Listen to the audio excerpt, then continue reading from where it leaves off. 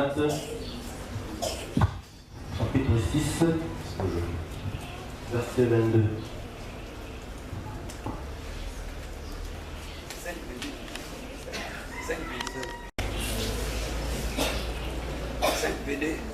Mais le fruit de l'esprit, c'est l'amour, la joie, la paix, la patience, la bonté, la bénignité, la fidélité, la douceur, la tempérance. La loi n'est pas contre ces choses. Amen. Amen.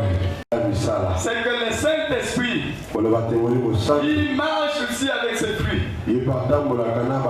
C'est ça la richesse de Dieu. Est-ce que vous comprenez, frère? C'est ça la richesse de Dieu. Quand il y a ça encore, frère, il est riche. Riche plus que maman. Je pense que tu allais dire Amen à la frère. Il est riche plus que maman. Puisque tu n'es pas du Saint ici. On devrait dire, mais au moment où tu es pour révéler tout cas, frère, je te dis que la sécurité que tu as, c'est plus que la sécurité normale. Est-ce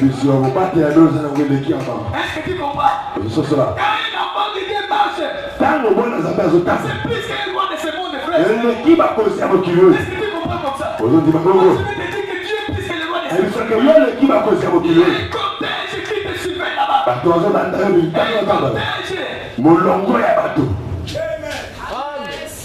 Bien aimé, je suis arrivé quelque part. Je donne ce témoignage. C'est pour te citer à la prière.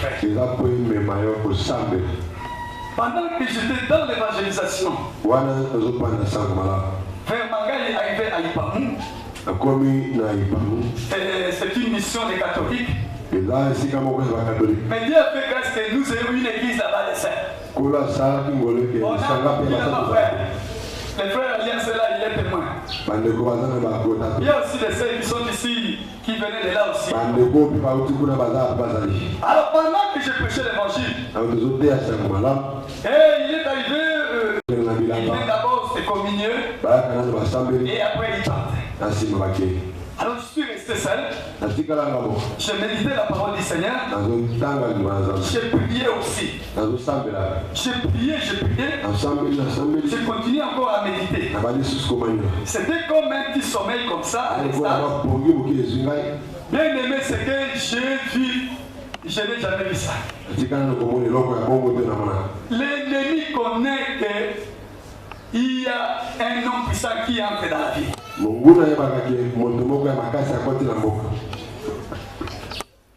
Ça, c'est l'expérience des gens qui vivent des campagnes. Quand un étranger arrive dans un village, tout le monde, il constate que non, il y a quelqu'un qui est là.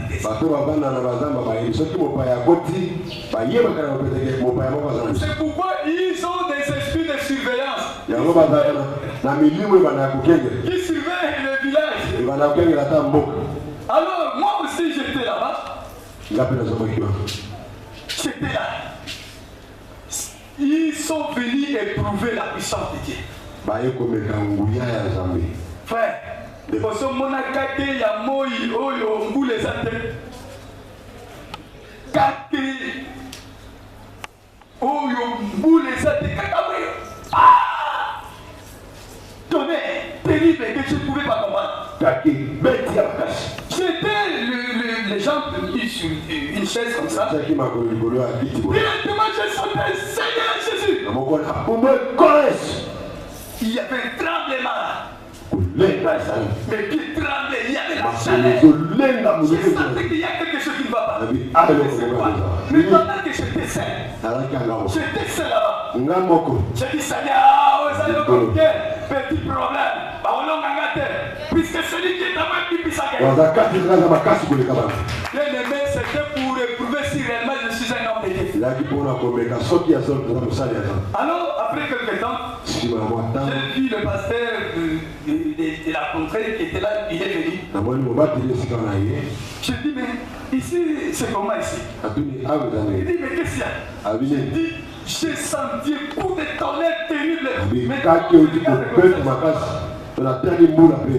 il dit, c'est vrai. Alors, J'ai prié, j'ai transpiré, j'ai dit bon, comme me mettre de l'eau là, je vais me laver.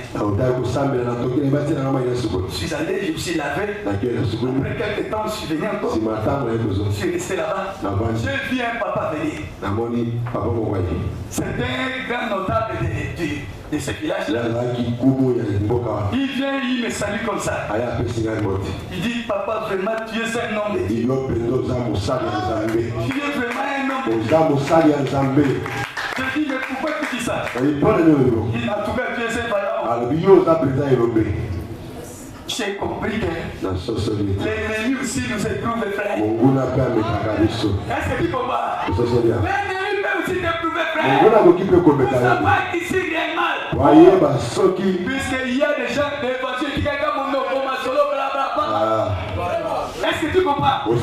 Mais quand viendra la puissance des prêtres comme ça, il faut tenir, frère. Est-ce que tu comprends? Pourquoi la vie de la prière doit être notre vie, frère? La vie de la prière doit être notre vie, frère. Et ça, tu as un couteau,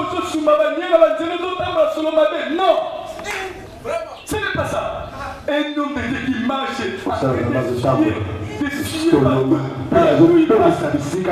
on fait son terre.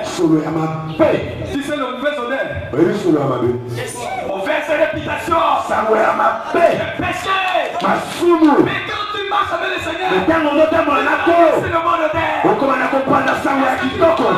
Quand l'ennemi vient pour te battre,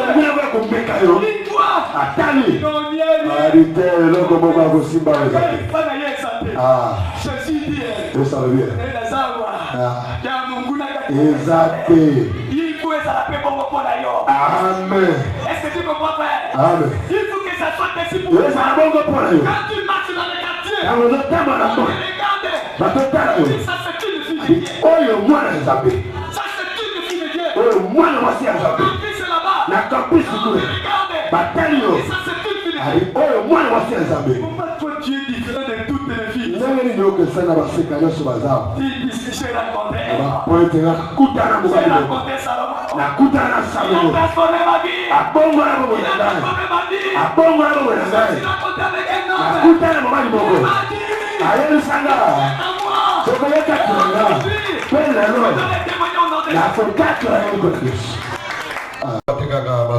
Ils ont des histoires de mélange de tricherie là-bas. Ils prennent de l'essence et le pétrole. Ils font du mélange et ils vendent ça comme état d'essence. Et vous verrez quand on achète ça, dès que le véhicule va sillonner, après quelques temps le moteur s'est foutu. Est-ce que vous comprenez? Des manœuvres déjà de moi là-bas. Des tricheries comme ça. Alors quand je suis entré là-bas, on demande mais qui est celui qui est venu ici? Oui mais c'est un pasteur. Ah donc on t'a la ce gars déjà pasteur. Ah ouais comme un pasteur les a la gâté. Frère, un enfant de Dieu là où il est toujours enfant de Dieu. Amen. C'est la vérité. Mon qu'il est changé yoté. Amen. Oh pour yo comme il sera tellement nous on changé couleur bon dans la caca bon on a comme non. Non. Moi j'ai dit non. Alors quand je suis entré là-bas, alors on est venu pour essayer.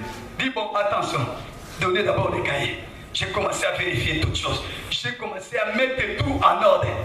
Et celui qui était le propriétaire, le premier de ces démons, dit mais oh, vous m'avez dit combien?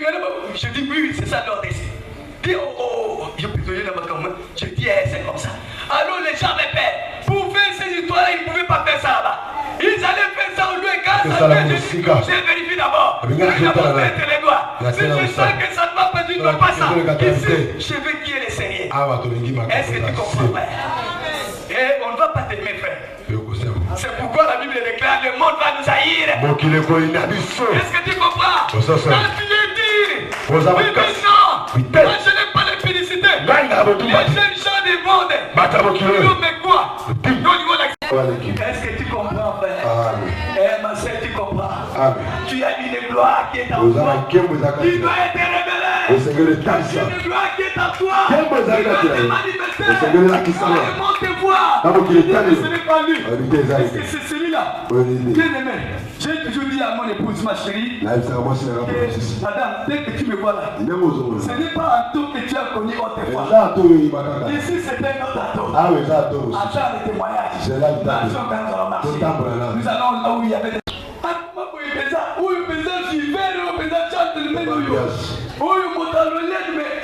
Comment passer? En tout cas, pour qu'ils soient terribles.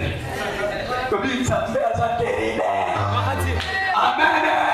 Ce que Dieu était au départ, ce n'est plus ce que Dieu est aujourd'hui. À cause de la puissance de Dieu. Est-ce que tu comprends?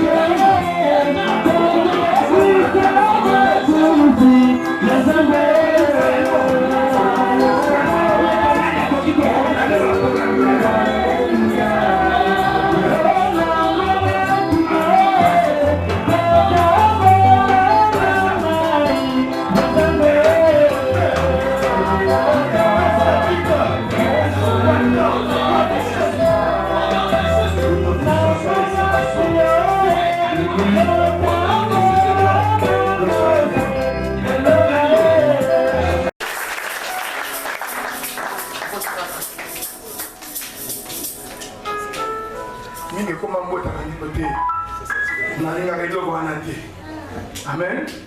Na pesi bino mbote na kombo ya nkolo.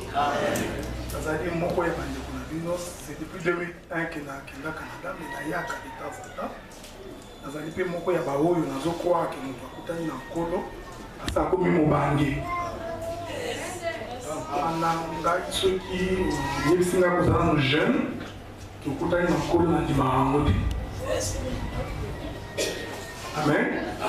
Donc, ceux qui n'ont pas vivre pour jeunesse, pour n'avoir pas de temps, autant pour la péter.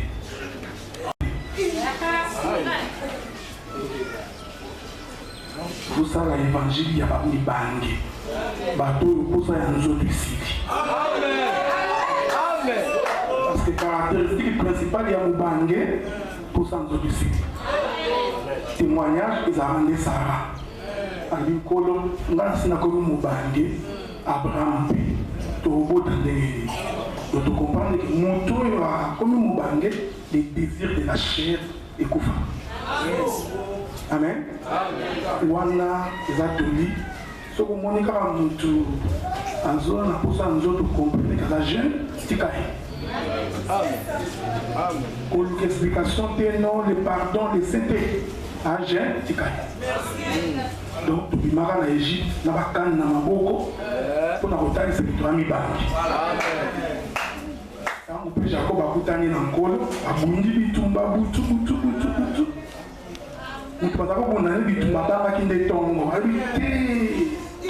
Tongo ba mona ngata bon, pambola ngai. Amen. En tout cas, na sumu ka te fait. Boni bisa ngai depuis na koti biloko yo. Na veya kakutu nzamba tamula na delongo parce que yebi soki nga na pembe ozali baku mpona bato ebele parce que toza badeli bandeko ya Canada toza na assemblée na ville ya Gatineau Ottawa tosangisa ville bapesi bino mbote na kombo ya nkolo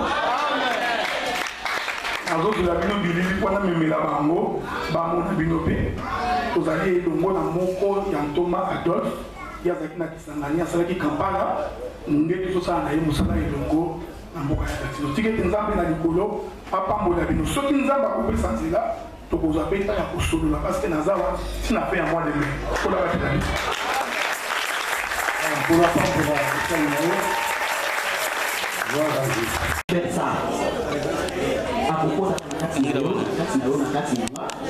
na ye nakombo na simasia lipansi toza masundi naote matadi ntango kozonga tosa mpe programme toza mpe ntan ya pambola biso mpe toyoka ye amen voilà totemi likolo me béni par la motiko tala ndenge mpola pambolaki jacob abuki lipamboli fe ngai ndimaka eza babuki buki ye abi pombo kolo buki ngai nakoki soki kotambola nga moko te abi bosuki ozwa nzete tambola so omoni moto atambola na nzete te fe ayeba nzambe donc corps makilobi enterrement eza lelo alors corps eza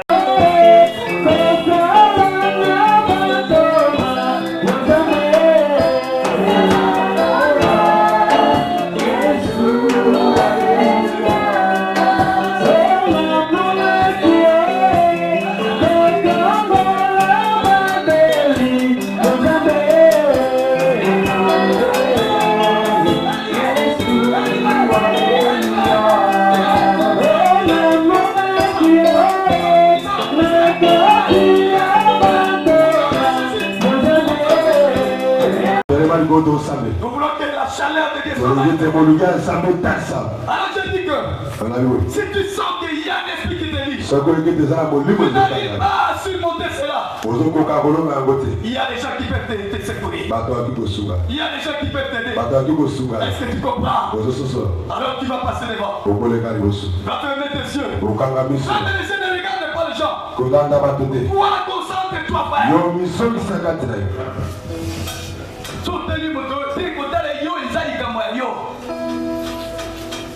Tu vas passer devant.